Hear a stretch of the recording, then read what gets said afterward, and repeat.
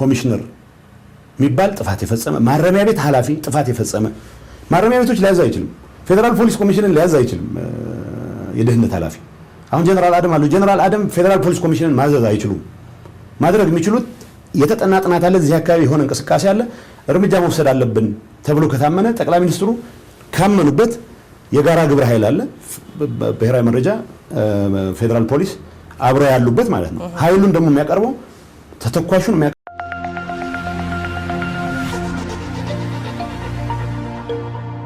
ልብ የሚያስደስት ዜና ሱቆትን በመሃል መርካቶ መኖሪያውን ደግሞ መሃል ፒያሳ ልናደርግልዎት ዝግጅት ላይ ነን። ነፋሻማ በሆነው አራዳ ፓርክ ፊት ለፊት ከ771 ሺህ ብር ጀምሮ ከባለ 1 እስከ ባለ 3 መኝታ ቀድመው ለመጡ ደንበኞቻችን እስከ 30% በሚደርስ ልዩ ቅናሽ ለሽያጭ አቅርበናል። ከ3.6 እስከ 9.9 ሚሊዮን ብር ድረስ እጅግ ዘመናዊ አፓርትመንቶችን ከተለያዩ ፋሲሊቲዎች ጋር ለሽያጭ አቅርበናል። የባንክ አማራጭ ለምትፈልጉ ደንበኞቻችንም ተዘጋጅተን እየጠበቅን ነው። እንዲሁም የንግድ ሱቅ ፈላጊዎች በመሃል መርካቶ ተክለ ሃይማኖት እያስገነባ ነው በሚገኘው የገበያ ማዕከል ሱቅ ከነገበያው ለሽያጭ አቅርበናል። ለበለጠ መረጃ በ0945 24 14 17 ይደውሉ።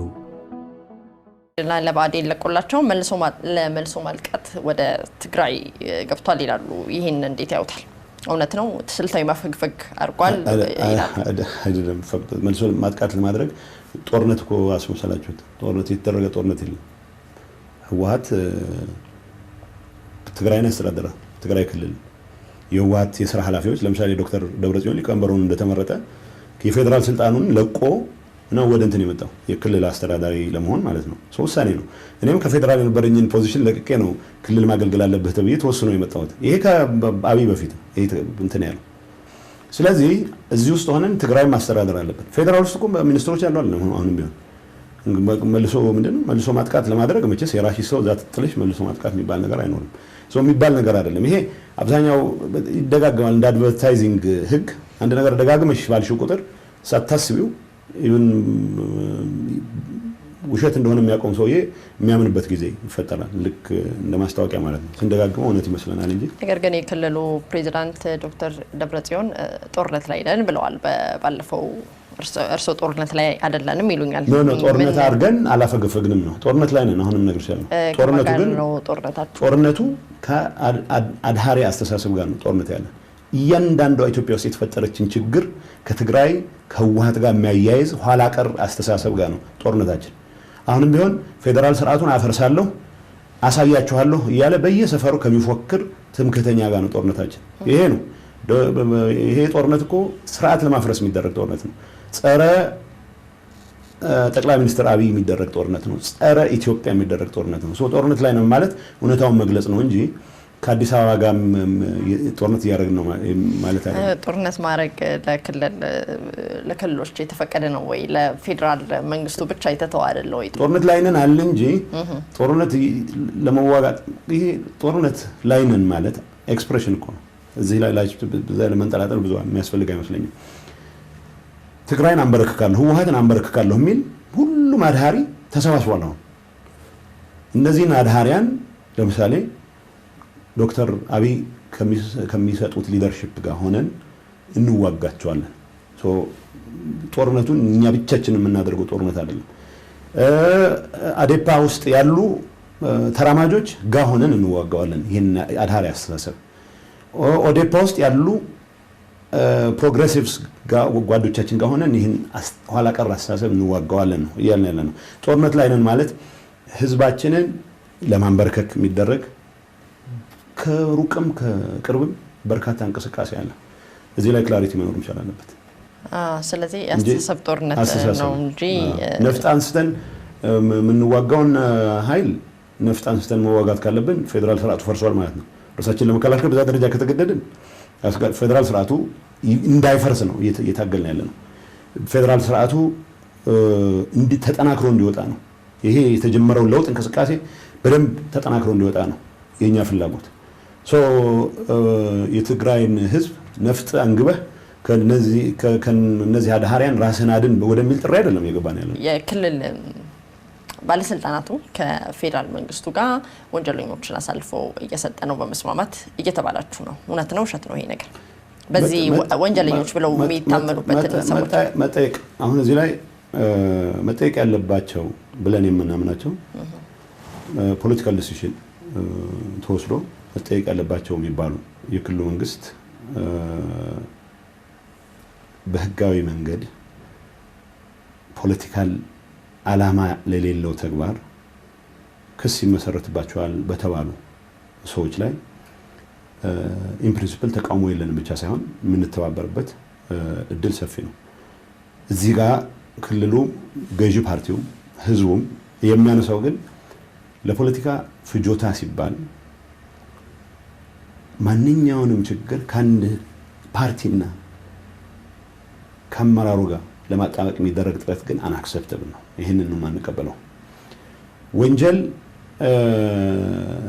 ስለመፈጸማቸው እርግጠኛ ያልሆኑ ግን ለፖለቲካ ፍጆታ ሲባል አስቀድሞ የሚዲያ ካምፔን የሚደረግባቸው እንቅስቃሴዎች መቆም እንዳለበት በቅርብ በተደረገም ውይይት አንስተን ተነጋግረንበታል። ስቲግማ ለመተው የሚደረግ ጥረት አለ። እዚህ ሀገር ውስጥ ባለፉት 5 ዓመታት በተለይ ባለፉት 5 ዓመታት ህዝብን ከህዝብ ጋር በማጋጨት ህዝብን ከህዝብ ጋር በማባላት በሰላም ሊፈታ ይችል የነበረን ችግር ወደ ግጭት እስካሌት እንዲያደርግ በርካታ ፍጅት እንዲደርስ ያደረጉ በርካታ የሥራ ኃላፊዎች አንድም ነገር ሳይሆኑ ስራውን ለመስራት ህጋዊ ቤሲስ የሌላቸው ከሐሜት በስተቀር እዚህ ግባ ቢባል ማስረጃ የሌለባቸው ሰዎች ሳይቀር ከዚህ ድርጅት ጋር በማያያዝ ለማሰር ሰብስቦ አገሩ በሙሉ ችግሩ በሙሉ በእነዚህ ግለሰቦችና በዚህ ድርጅት ብቻ የተፈጸመ አድርጎ ለማቅረብ የሚደረገው እንቅስቃሴ ግን ፖለቲካሊ ሞቲቬትድ ነው፣ ትክክል አይደለም ብለናል ይላል። ከዛ ውጭ ግን አብረን ሀብት ያበክነ ሰው ያሳደደ ወዝቶ ውስጥ ያሉ ኃይል ጋር አብረን እንሰራለን። የጋራ ጥፋት ነው። የጋራ ጥፋት ጥፋተኞችን በማድረግ ረገድ ደግሞ ሁላችንም ኃላፊነት አለብን። የአንድ ንግግሮት የእርስዎ ንግግር ማይረሳ ንግግሮት አማራና ኦሮሞ እሳትና ጭድ ናቸው ያሉበት ነው። አላልኩም። የአማራ ህዝብ ሀገሩን የሚወድ ህዝብ ነው። የአማራ ህዝብ እንደሌላው ህዝብ መጠቀም የሚፈልግ ፍትሃዊ ተጠቃሚነት ማረጋገጥ የሚፈልግ ህዝብ ነው። የኦሮሞም እንደዛው፣ የትግራይም እንደዛው። ጠብ በእነዚህ መሀል የለም። አማርኛ ካልተናገርክ አጠፋለሁ የሚል እና አልተበደልክም በደል የሚባል አልደረሰብህም ብሎ የሚፎክር ትምክህተኛ እና ተበድያለሁ የሚል የበለጠ በደል ደርሶብኛል የሚል የጋራ ጠላት አለን ብለው ብቻ አንድ ሰፈር ላይ መፈክር ይዘው መጣታቸው እኛው ራሳችን የፈጠርነው ነው ያልኩት። ይሄ አጀንዳ እሳትና ጭድ የሆነ አጀንዳ ነው። ኢትዮጵያ በአንድ ልብ በአንድ እንትን መገዛት አለባት የሚለው መገንጠል አለብኝ የሚለው ሁለቱ እሳትና ጭድ ናቸው ነው። ይሄኛውን አቋሜን አሁን አልቀይርም። አማራና ኦሮሞ ግን እሳትና ጭድ አይደለም። አማራና ኦሮሞ ወዳጅ የሚዋደዱ ህዝቦች ናቸው። በታሪክ አብሮ የኖሩ ህዝቦች ናቸው። ልክ ትግራይና አማራ ማንም ሊለያያቸው የማይችሉ ህዝቦች እንደሆኑት ሁሉ ማለት ነው። ሚዲያ ላይ ይህንኑ ደጋግመሽ ስትዩ እውነት ነው ይመስለው ያልኩ ነው ይመስለው። ያልኩትን ብትሰሚ ምን እያልኩ እንደሆነ ይገባሻል። አሁን ይሄንን ያልኩት አሁን ያልኩትን የደገምኩት የእርስ በርስ የሚጣፋ አጀንዳ ያዙ ሰዎች አንድ ላይ መጥተው በእኛ ስህተት ምክንያት አጀንዳው ግን ሀገር የሚያፈርስ ነው፣ እሳትና ጭድ ስለሆነ ነው። ምን ማለት ነው? እርስ በርሱ የሚጋጭ ህዝብ ማለት ነው። አንዱ ነው አጀንዳ አንዱ ምን ይላል? የፌደራል ስርዓቱ ያጠፋናል ይላል። አሜሪካም ሆኖ የሚሆን የትም ሆኖ አዲስ አበባም ተቀምጦ የፌደራል ስርዓቱ ያጠፋናል መፍረስ አለበት ይላል።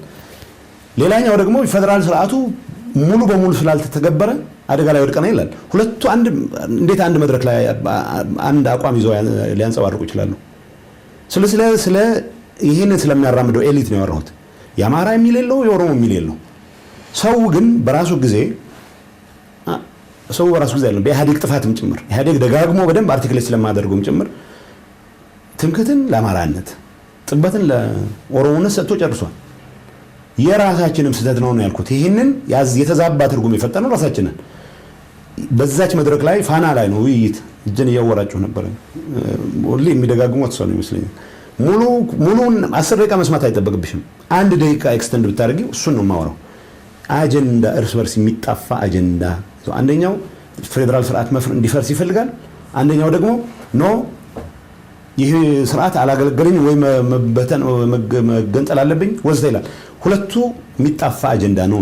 ስለዚህ የኛ ድካም ያሳያል። እነዚህ ሁለት አጀንዳዎች አንድ ላይ መሄዳቸውና መቀጠላቸው የኛን ድካም ያሳያል ብለዋል። በደንብ አላጠላንም ማለት ነው ወይ ተብለዋል። ማጣላት እንደማይጠቅም ስለማቅ የማጣላት አጀንዳ አልነበረም የነበረኝ የህዝብ ተጠቃሚነት የማረጋገጥ አጀንዳ ነው። ኢትዮጵያን እንኳን አጣልተ ነው እንዲሁም አሁን በስጋት እየተከበበ ነው።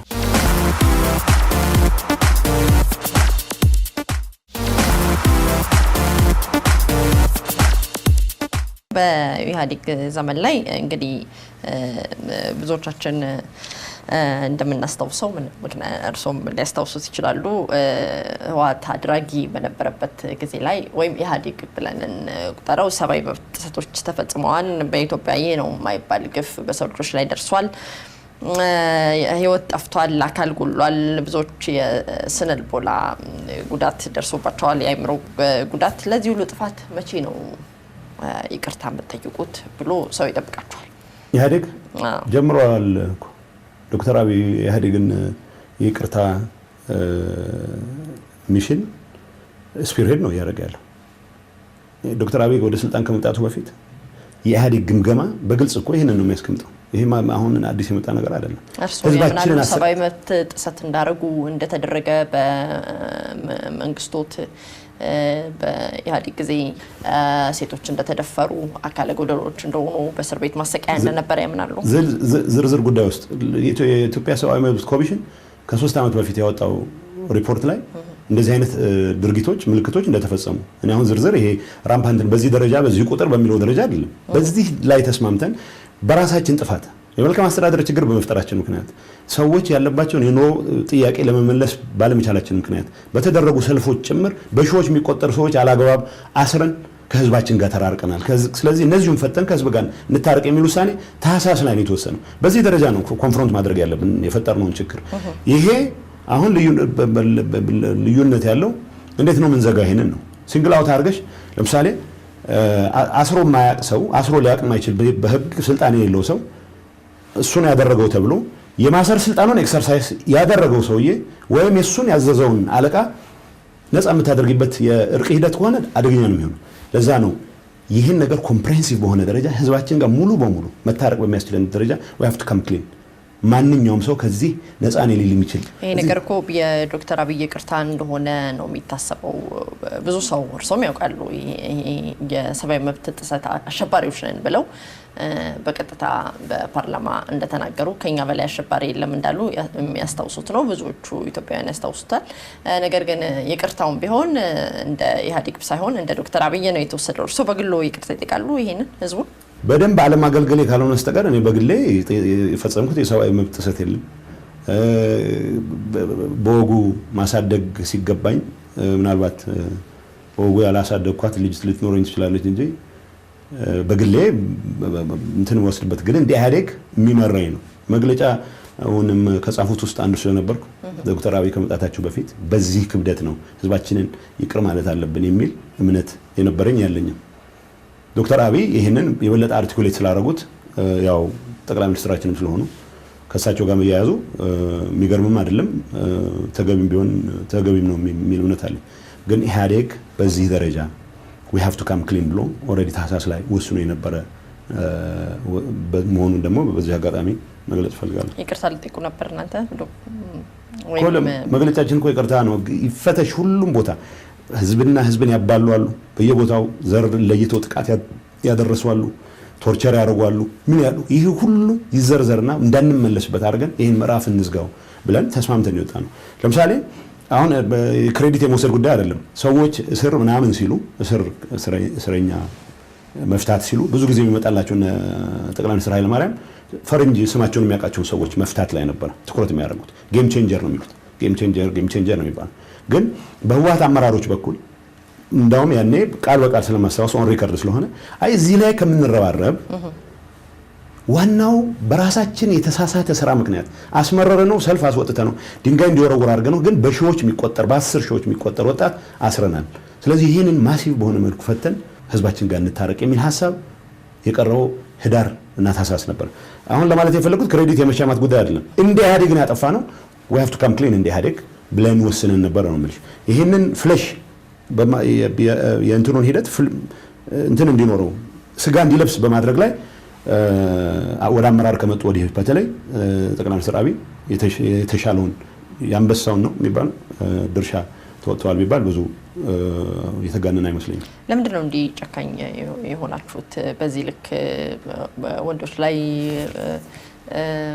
ብልታቸው ላይ ውሃ ማንጠልጠል፣ ሴቶችም መደፈር፣ ግርፋት፣ ምናልባት በጣም በቀላሉ ፌስቡካቸው ላይ 2 መስመር የጻፉ ሰዎች በግርፋት እየተሰቃዩበት ለምንድን ነው የዚህን ያህል እንደዚህ ከማህበረሰቡ ወጣችሁ እንደ ልዩ ፍጡር እስክትቆጠሩ? አሁን እዚህ ላይ ስህተት መፈጸም የሌለብን ኢህአዴግ በኃላፊነት በሚመራው ሀገር ውስጥ ይሄ ነገር እንዲከሰት መፈቀዱ ነው ማለት ኢቭን ምልክቶችም አምናት ተከነበው 10 ሰውም ተጎድቶ ከሆነ ኢህአዴግ ህዝብን አገለግላለሁ የሚል ድርጅት በተግባርም ይችን ሀገር የለወጠ ሰፋፊ ልማት ስራዎችን ያረጋገጠ ድርጅት እንደዚህ አይነት አጋጣሚዎች ራምፓንት እንዲሆኑ መፍቀዱ ነው ጥፋት የሚባለው እንጂ ኢህአዴግ 36 ስራ አስፈጻሚ ተሰብስቦ ሰው ይገርፋል ማለት አይደለም። ይሄ እኮ ኢህአዴግ አባላት የሆኑ ሰዎች አይደሉም የሚገርፉት። ኢሴንሻሊ ባህር ዳር ውስጥ ያለውን ግርፋት ባህር ዳር ያለ ፖሊስ ያከናውነዋል።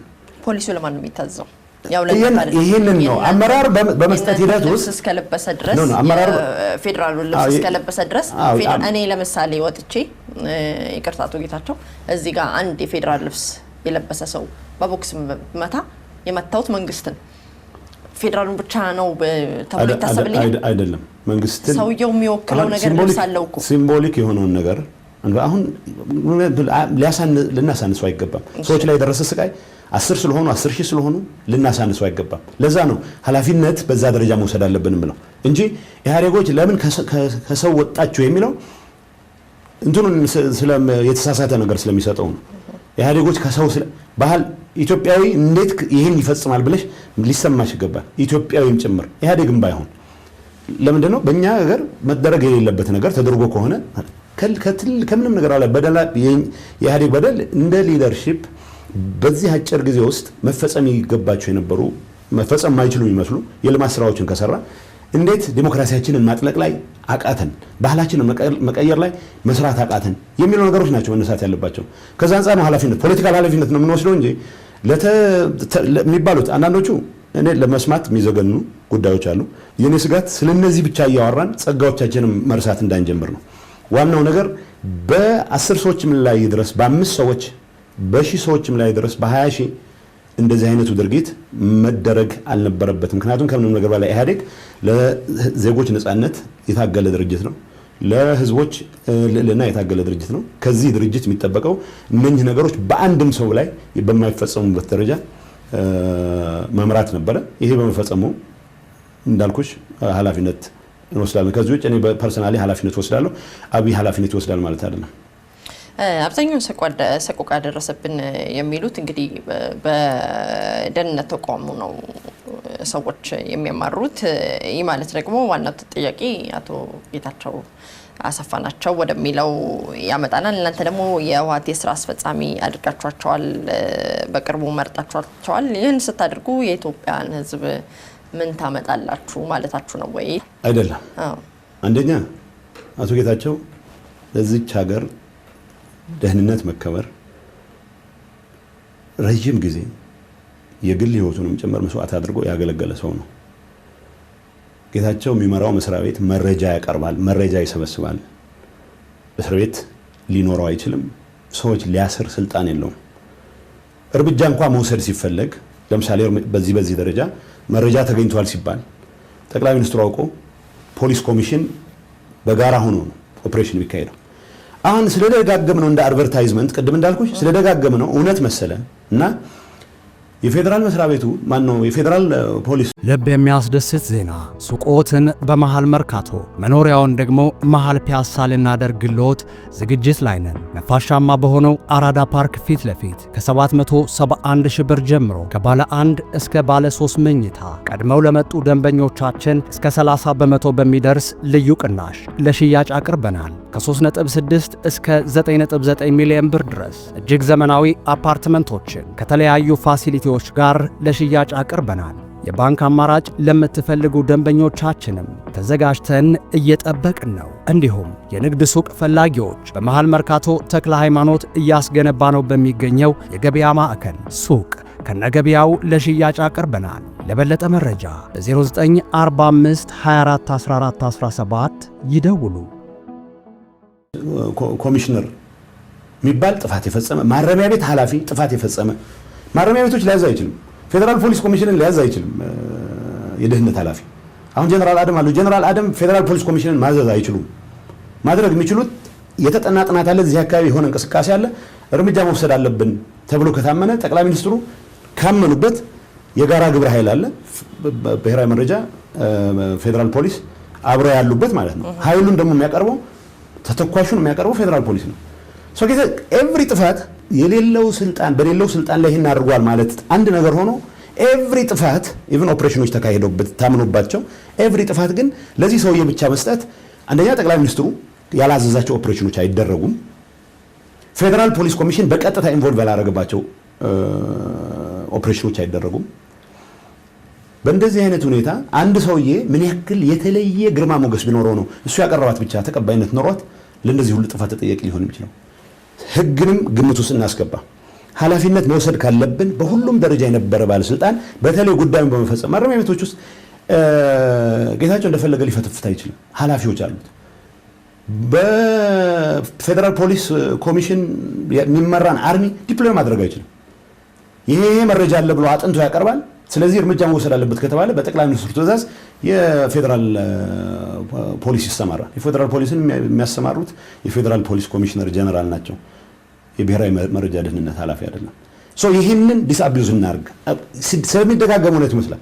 አሁን ጌታቸው 100 ሰው ነው የሚመስለኝ ዝም ብዬ አሁን ሳየው፣ እኔ በቅርበት አውቀዋለሁና ብዙ ቦታ ላይ አለ፣ ሶሻል ሚዲያ ያለው እዚህ ቦታ ታየ ይባላል፣ እዚህ ቦታ ታየ ይባላል። ሶ ዋናው የሰብአዊ መብት ጥሰት ብለን ያነሳ ነው ነገር ቅድም እንደ ፓርቲ እንደ ሀገር ኃላፊነት ይወሰድንበት። ለምንድን ነው መልካቸውም እንዳይታወቅ ታዲያ እናንተ ይህን ስዕል የሳላችሁባቸው ራሱ ኢህአዴግ አይደለም? መልካቸውም አይታወቅም፣ እሳቸው ማን እንደሆኑም እንኳን አይታወቅም። ሰው አሁን ተረት ስትፈጥሪ እንደዛ አይደለም የሚሆነው። አያጅቦ ማለት ትጀምራለች እና ህጻናት ይኑር ጭራቅ ይኑር አይኑር አይታወቅም። ሳይኖርም ጭምር ሰው ማስፈራሪያ ይሆናል። አሁን ወደ ሰው ማስፈራሪያነት ደረጃ አሳድገናል። በጣም ሂውማን፣ ሌላ ፐርሰናል ነገር ማውራት አልፈልግም። ቬሪ ሂውማን፣ አገሩን የሚወድ ሰው ነው። ግን ያው ለሁላችንም በሽታ ተጠያቂ እንዲሆን እየተደረገ እየተሳለ ያለው ፎቶ መነሳት አለመነሳት የግል ምርጫ ጉዳይ ነው። ጓደኞቹ ያውቁታል፣ የሥራ ባልደረቦች ያውቁታል፣ መታወቂያም አለው። ስለዚህ ፎቶ አልተነሳም ሊባል አይችልም። ዋናው ነገር ግን ኢህአዴግ ሁላችንም ያለብን አባዜ በዚህ ደረጃ አንድን ሰው ሌላው ሰው ሪሞትሊ ሊጠየቅ የሚል ሰው የለም። ፐርሰናል ላይፍ እንኳን አልነበረውም። ለማንኛውም ወደ የጌታቸው ጉዳይ እናድርገው ማለት ነው።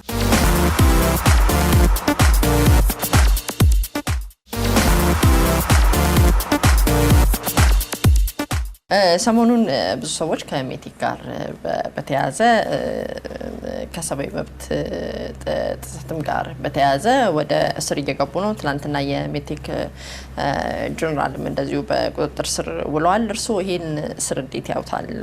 የእስር እርምጃውን እንዴት አዩት?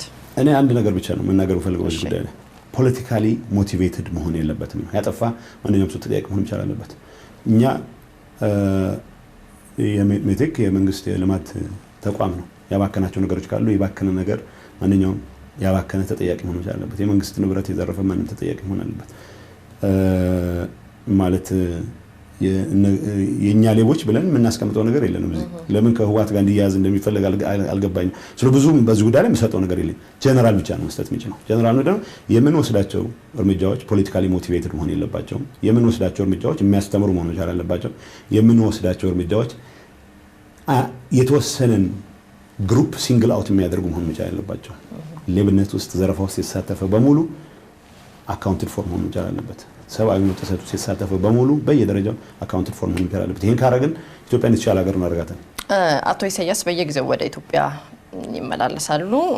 እንዲሁም አንዳንዶቹ ፕሬዚዳንት ኢሳያስ በአገሪቱ ውስጥ ወይም በኢትዮጵያ ጉዳይ ሳይቀር እጃቸውን እየከተቱ ነው የሚል ንግግር አላቸው። እርስዎ ይሄንን እንዴት ያውታል? በዚህ ጉዳይ ላይ አስተያየት አሉት? አይ ጠቅላይ ሚኒስትር አብይ እዚህ በኤርትራ ሰላም ጉዳይ ላይ በአካልም ስለተገኘው እሳቸው ሲያመጧቸው ሰሩትን በግልጽም ነገራናቸው። ጠቅላይ ሚኒስትር አብይ የትግራይ ሰው በተለይ በዚህ ጦርነት ምክንያት በጣም ተሰቃየ ህዝብ በመሆኑ የተፈጠረውን ለውጥ በጣም ነው የሚደግፈው። በአካል ነበርኩ ዛላንበሳ። ፕሬዝዳንት ኢሳያስ መምጣታቸውም ህዝቡ ደስተኛ ነበር። ፕሬዝዳንት ኢሳያስ ትግራይ ቢመጡ ያው ያላስተርጓሚ ሊያወሩ የሚችሉበት እድል ስላለ ጥሩ ይሆናል የሚል እምነት አለኝ። በኢትዮጵያ ጉዳይ ጣልቃ የሚገቡ ከሆነ የሚያስቆማቸው ዶክተር አብይ ናቸው። ጠቅላይ ሚኒስትሩ በራሳቸው ጉዳይ ላይ ማንም ወዳጅ እንዲፈተፍት ይፈቅዳሉ ብዬ አላምንም። ስለዚህ የትግራይ ክልል መንግስት ራስ ምታት አይደለም ይሄ ማለት ነው። በዋናነት እኛ ሰላሙን ማጣጣም ላይ ነው ትኩረት ያደረግነው። ከኤርትራ ጋር በኤርትራና በኢትዮጵያ መሀል የተጀመረው ሰላም ያጣጣም ነው። ስለ ኢፈርት ነው። ኢፈርት የፓርቲ ቢዝነስ ነው አይደለም? የፓርቲ ቢዝነስ አይደለም። ምንድነው? ወለ ተሳን ኢንዶመንት ፓርቲ ገንዘብ በረሃ ያለ የሰበሰበው ዕቃ ነበር። ያን ዕቃ በፓርቲ ማስተዳደር ስለማይችል ኢንዶመንት ተፈጥሮ ያ ኢንዶመንት ለትግራይ ኢንዱስትሪያላይዜሽን ትግራይ ክልል ሊኖር ለሚችለው ኢንዱስትሪያላይዜሽን እንደ ሴንተር ሆኖ እንዲያገለግል ተብሎ እየተሰራ ነው። የፓብሊክ ፕሮፐርቲ ነው። የህዝብ ነው ኢፈርት ብለው ያምናሉ? እኔ የህዝብ እንዲሁም በመወሰነ ነው ለህዝብ የሰጠን። መቼ ኢፈርት ሲቋቋም ኢንዶመንት ነው እጻን ኢንዶመንት። ስለዚህ በትግራይ ክልል ውስጥ ለሚኖሩ የልማት እንቅስቃሴዎች እርሾ ሆኖ እንዲያገለግል ነው። ስለዚህ ፋብሪካዎች ይሰራል፣ ሰዎች ይቀጥራል፣ ኤምፕሎይመንት ኦፖርቹኒቲ ይፈጥራል። በትጥቅ ትግል ወቅት ለምሳሌ በትጥቅ ትግል ወቅት አካል ጉዳት የደረሰባቸው ሰዎች አሁን በቅርብ ጊዜ በደንብ ሪስትራክቸር የተደረገ ነው። ሼርም ጭምር ለተደራጁ የህብረተሰብ ክፍሎች ኢሹ ያደርጋል። ፓርቲው ለምሳሌ እኔ ፓርቲው ከፍተኛ አመራር ነኝ። ከ9 አመራር ውስጥ ከኢፈርት ሳንቲም ላይ ማዘዝ አልችልም። የራሱ ካውንስል አለው፣ የራሱ ቦርድ አለው። ያ ቦርድ የት ቦታ ላይ ኢንቨስትመንት መደረግ እንዳለበት ይወስናል። የት ቦታ ስኮላርሺፕ መስጠት አለብኝ ብሎ ይወስናል። የት ቦታ ፋውንዴሽን አለው። በሱ ሱር ከሚገኙ ገቢ ውስጥ መታገዝ ያለባቸው የህብረተሰብ ክፍሎችን እየለየ መማር ያለባቸው የህብረተሰብ ክፍሎችን እየለየ ለዚህ አይነት አገልግሎት ይሰጣሉ። ፐብሊክ ነው ሲባል ፓርቲው ኦውን አያደርገውም ማለት ነው እንጂ እያንዳንዱ ኃላፊ አግዳሚ የኢፈርት ሀብት ላይ ድርሻውን ይወስዳል ማለት አለ። ፓርቲው ካላገዘው ከጥራትና ከዲንሾ በተለየ ሁኔታ ለምን ትልቅ ካምፓኒ ሆነ? አቦይ ስብሃትም በአንድ ጊዜ በቪኦኤ ቀርበው በአፍሪካ ግዙፍ ኩባንያ ነው በማለት ተኩራርተውበታል። ምንም ካልተረዳ እንዴት ብቻውን ይሄን አለ ግዙፍ ካምፓኒ ሊሆን ይችላል ማለት እንዴት ተመራ የሚለው ነው እንጂ እኛ እንትና ኢፈርት በሚፈልገው ደረጃ ስራውን ሰርቷል ብለን አናምንም። ኢንፋክት ኢንዱስትሪያላይዜሽን እርሾ መሆን አለበት ሴንተር መሆን አለበት ተብሎ እዚህ ግባ የሚባል ስራ አልሰራም ብለን ነው የምንገመገመው። እንግዲህ ከጥረት ጋር ሲነጻጸር መነሻ ካፒታላቸውም የተለያየ ስለሆነ ሊሆን ይችላል ወይ የተመረበት መንገድም ሊሆን ይችላል። ስለዚህ በዚህ ጉዳይ ላይ መቼስ እኔ ኢፈርትን መርጬ ስለማላቅ አስተያየት መስጠት አልችልም። 1 ቢሊዮን ብር በላይ እኮ እዳ ተሰርዞለታል አይደል እንዴ? ይሄን ማቀው ነገር የለም። በሪፖርተር ጋዜጣ ላይ እንደዛ ወጥቶ ነበር። ሪፖርተር ጋዜጣ ላይ ለምሳሌ እኔ ያልሰጠሁት መግለጫ ሰጥቷል ተብሎ ወጥቶ አስታውሳለሁ። ማስተዋወያ ተሰጥቶበታል። በዚህ ጉዳይ ላይ የተሰጠው ማስተዋወያ ስለማላቅ በሪፖርተር ጋዜጣ ሪፖርት ላይ ተመስርቼ በማላቀው ጉዳይ ላይ መልስ አልሰጥም። ስለዚህ እዳ ተሰርዞለታል ብለው ያምኑ? እንደ እዳ እንዴት ይሰረዝለት ይችላል? እዳ የሚሰረዝለት ወይ ባንክራፕት መሆን ይችላል አለበት። ራይት ኦፍ ሊደረግለት ይችላል። ባንክራፕት አልሆነም። እዳውን እየከፈለ ያለ ተቋም እንደሆነ ነው የማውቀው። የተለየ ነገር ሳይደረግለት አሁንም እንደዚህ አብረቅራቂ ድርጅት የሆነው ከዲንሾም ከጥረትም ምክንያቱም አብረቅራቂ አይደለም። ትልቅ ኩባንያ ነው እኮ ብለዋል። ትልቅ ነው። በውስጡ በጣም ብዙ ነገሮችን ያቀፈ በጣም ብዙ ካምፓኒዎችን የያዘ ሲሚንቶ ፋብሪካዎችን የያዘ አይደለም ወይ ኢፈርት? ትልቅ ነው። እርዳታ ሳይደረግለት ነው ወይ ከፓርቲው? እርዳታ ከየት ማለት ነው? ከፓርቲው ከህወሓት ፓርቲው የራሱ ወጪ መሸፈን አይችልም። ምንድነው የምትይው? እኔ ፓርቲ ጽህፈት ቤት ኃላፊ ሆኜ የተመደብኩት እና አሁን ያው የፕሬዝዳንቱ አማካሪም ስለሚባል ነው ደሞዝ የማገኘው። ለማንኛውም የተለየ ድጋፍ የሚባል ነገር ሊኖር አይችልም። ግን ቀደም ብሎ የጀመረ ስለሆነ ሪሌቲቭሊ ገዘፍ ካለ የፋይናንስ አቅም የጀመረ ስለሆነ በርካታ ብድርም አለው። ብድሩን መክፈል አለው። ካልከፈለ ያው ባንክራፕት ይሆናል እንደማንኛውም ሰው ማለት ነው። ሊያድነው የሚችል ነገር የለም በተለይ መልኩ። እንዳውም ቅርብ ጊዜ የሰማሁት አንዳንድ ፕሮጀክቶቹ የግድ ከህወሓት ጋር ስለሚያያዝ ብቻ ፋይናንስ ሊያደርጉ የሚችሉ ተቋማትም ሳይቀር ሪላክታንት እየሆኑ ወደፊት ማስኬድ የተቸገረበት እንደነበረ አውቃለሁ። ከዚህ ውጭ የተለየ ድጋፍ ለማድረግም የሚያስችል ፖዚሽን ነበረ የሚል እምነት የለኝም። ህወሓትን ብዙዎቹ ከትግራይ ህዝብ ነጥለው እንደማያዩ ያውቃሉ። እርሶም አብሮ ቅድም እንዳሉት ህወሓት ሲነሳ ኢህአዴግም በቀድሞ አቋሙ ሲነሳ ጨፍጫፊ፣ ጨካኝ፣ በእስር ቤቶች የሚያሰቃይ የተናደደበትን ሰው የሚያሳድድ አቋምና ቁመና ነበረው። በዚህ ውስጥ አብሮ ተጨፍልቆ ከእናንተ ጋር የትግራይ ህዝብ እንደ ህወሓት መጠላቱ ይቆጩታል? ህወሓት የሚቆጨኝ ጨፍጫፊ ቁመና ስለነበረው አይደለም፣ ስላልነበረው ማለት ነው። አልነበረውም። የሚቆጨኝ ህወሓት ለትግራይ ህዝብ የገባውን ቃል በሚፈለገው ደረጃ ባለማሟላቱ ነው። የትግራይ ህዝብ እና ህወሓት አንድ ተደርገው የሚሳሉበት የተሳሳተውን አንግል እንተውና ለትግራይ ህዝብ ሙሉ ኮሚትመንት ኖሮት የታገለ ድርጅት በሚፈለገው ደረጃ ልማትን ማምጣት ባለመቻሉ አሁንም ሲግኒፊካንት ቁጥር ያለው የትግራይ ህዝብ ከድህነቱ ወለል በታች ነው የሚኖረው። የሚቆጨኝ እሱ ነው። የሚቆጨኝ ቆርጦ ቀጥሎች ህወሓት ጨፍጫፊ ነው የሚል ነገር በመደጋገማቸው ምክንያት እንደ ሀገር ሁላችንም ባጠፋናቸው ጥፋቶች ሁሉም ተሰብስበው አንድ ቋት ውስጥ ህወሓት ቋት ውስጥ እንዲቀመጡ በመደረጉ እንዲቀጠቀጥ መደረጉ ብቻ አይደለም፣ ያም ይቆጨኛል። ግን ከምንም ነገር በላይ ህወሓት ለትግራይ ህዝብ በሚፈለገው ደረጃ ልማት ማምጣት አለመቻሉ ነው የሚቆጨኝ። የኔ ቁጭት አሁን ይህንን እንዴት ማካካስ እንችላለን የሚል ነው። በዶክተር አብይ አህመድ ጊዜ ምን ያህል የህወሓት ሰው ሹመት ታገኘ? እንደዚህ አይነት ኦዲት አድርጌ አላውቅም። ማለት እንደማንኛውም ሰው ማሰብ አይፈልጉም ጭራሽ። የህወሓት ሰዎች ወኪሎች፣ ተወካዮች አሉ በመንግስት ውስጥ በተለያየ የስልጣን እርከን። ያን ያክል ብዙ የሚያሳስበን አይደለም። ፕሬዚዳንት ኢሳያስ አፈወርቂ መቀሌን ተሻግረው ወደ አማራ ክልል መሄዳቸው ትርጉም ይሰጡታል? በዛ የነበረው ነገር ምንም አልሰጠውም። ማለት ያው ባህር ዳርም ሀገራቸው ነው፣ መቀሌም ቢመጡ እናስተናግዳለን። በዶክተር አብይ ግብዣ እንደሄዱ ነው የምናውቀው። ለምንድን ነው ወደዚህ መምጣት ያልፈለጉት ብለህ አስባለሁ? ስፔኩሌት ማድረግ አልፈልግም። ያው ግን አንድ ቀን ይመጣል የሚል እምነት አለ። ጥሩ። የአሜሪካን አምባሳደር በመቀሌ ይገኛሉ፣ እዚህ ያሉ ተብለዋል። ለምን ጉዳይ ነው የመጡት? አምባሳደር ክሎ የለኝም። አያውቁም? አላውቅም። እዚህ መምጣታቸውን አያውቁም? ድርድር ላይ ናችሁ እየተባላችሁ ነው። በዚህ በወንጀለኞች ጉዳይ ላይ በመስጠትና ባለመስጠት ፕሊስ፣ እንደዚህ አይነት ድርድር የለም። በዚህ አልመጡም ጭራሽ። ምንም አምባሳደሩ ምን አገባቸው? ድርድር የሚባል ነገር የለም በዚህ ጉዳይ ላይ። ቅድም ያልኩሽ ነጥቦች በኢህአዴግ ደረጃ በፖለቲካሊ የምንነጋገርባቸው ናቸው እንጂ ምን ተፈጥሮ ነው በዚህ ጉዳይ ላይ ድርድር የሚጀምረው? ስለዚህ በዚህ የተፈጠረ ምንም ነገር የለም። አሜሪካ አምባሳደር ፕሮጀክት ይኖራል የሚመጡበት ዩኒቨርሲቲ እንደነበሩ ሰምቻለሁ ትናንት። ከዛ ውጭ ከፖለቲካ ጋር ተገናኝቶ እንደተወራ አያውቁም? አላውቅም። ፍጹም ያው አሁን እየሰማሁ። እሺ፣ የአማራ ክልላዊ በክልሉ የቅማንትን ህዝብ ያሰቃያል፣ የራያ ህዝብ ተበደለ ብሎ ደግሞ በሌላ ክልል ስለ ህዝብ የተጨነቀ አስመስሎ እንዲሁ መግለጫ ያወጣል። እናንተ ደግሞ የወልቃይትና የራያን ህዝብ ያሰቃያችሁ የቅማንት ህዝብ የዘር ማጥፋት ተፈጽሞበታል ትላላችሁ። የግብዝነት እስከመቼ ድረስ ነው? ግብዝነትስ አይደለም ወይ? የራያ ህዝብና የወልቃይት ህዝብ በሚፈልገው ደረጃ ያልተመለሱለት ጥያቄዎች አሉ። የአካባቢ በጣም መልማት ያለበት ህዝብ ነው። ስለዚህ እንደማንኛውም የትግራይ አካባቢ የመልካም አስተዳደር ኢሹዎች አሉት፣ የልማት ኢሹዎች አሉት።